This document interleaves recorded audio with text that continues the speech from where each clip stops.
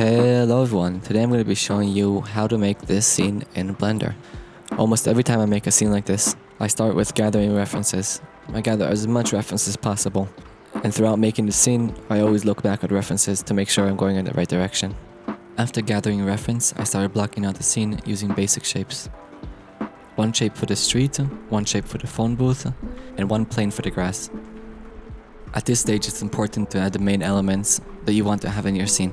I try to make sure the composition looks good from the camera, and then cut out everything that wasn't in the camera's view.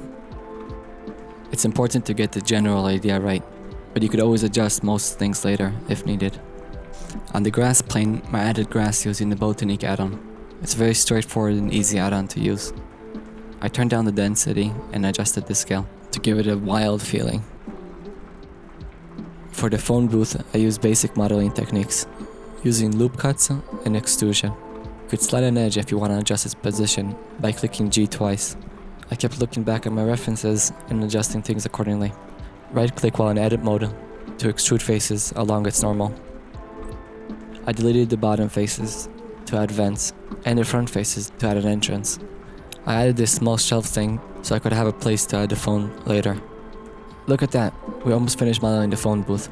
Just a few more details to add, adding the text on top and the vents on the bottom. For the vents, I scaled and rotated a plane, and then duplicated it just a couple times, and a couple more. I adjusted its position, and a few more extrusions. We're done modeling our main object. For the phone itself, I imported the image using images as planes. Then I got rid of the main part of the images I didn't want using loop cuts. Then I added more loop cuts for adding details, and more loop cuts. Then I adjusted their position and started extruding details. When inserting the buttons, I made sure to click the individual button in the properties menu. Using the knife tool, I cut off parts from the mesh that I didn't want. And then using the knife tool again, I added details here and there to add extra extrusions.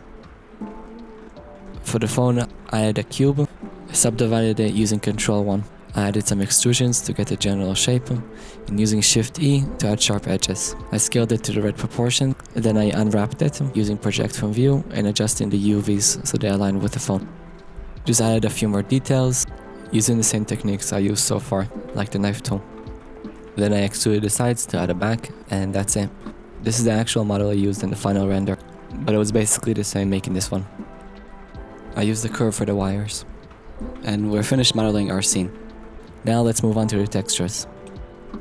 A majority of the textures I use from Quixel Mixer, with a bunch of free textures and the ability to mix your own, all 100% free. For this domes pad, which I think is what it's called, I used an array modifier, shrink wrap, and a solidify modifier, so it deforms according to the bumps on the ground. In the material settings, make sure to change the displacement from bump only to displacement and bump. Then use the bag array generator add-on to add wetness to the floor. You could see the difference with and without the shader. For the phone booth, I use a couple different setups. So for the white part, I use smudges and scratches imperfection textures. Then I mixed them both together. Then I added a color ramp to the end and defined what part should look like dirt and what part should be white. And that was for the color.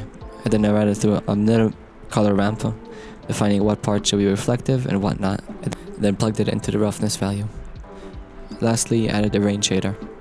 For the glass shader, I started with scratches, added some dust, and then I mixed them both together. After mixing them, I plugged them into the roughness value. I turned up the transmission to make it glass. The rest of the notes here was just to add this little paint splash. I added this graffiti to the back, using a shrink wrap modifier. For the red part, I used this one texture, and then ran it through a color ramp to set the colors. I adjusted the colors a bunch throughout renders until I got the color right. For the lighting, I added a plane with an emission shader. Then I animated the strength using a noise modifier and two limiters for limiting the maximum and minimum strength. That's how I created the flickering effect. I made the sky value black, then I added an area lamp above the phone booth. I added this cube for fog with a volume shader and turned down the density. Okay, we're almost done. I added the rain using the Baga rain generator add-on. It took me a couple renders until I got the right settings, but I think it turned out pretty good. I used the Shakeify add-on to add some movement to the camera. Then I add some depth of field, and I did a dolly zoom to make it look something like this. You could see it if you pay attention to it. The general idea was, while I moved the camera forward, I adjusted the focal length. But if you want an in-depth tutorial of how to do it, please let me know down in the comments. I always love hearing from you guys. And thank you for watching. I hope you enjoyed, and see you next time.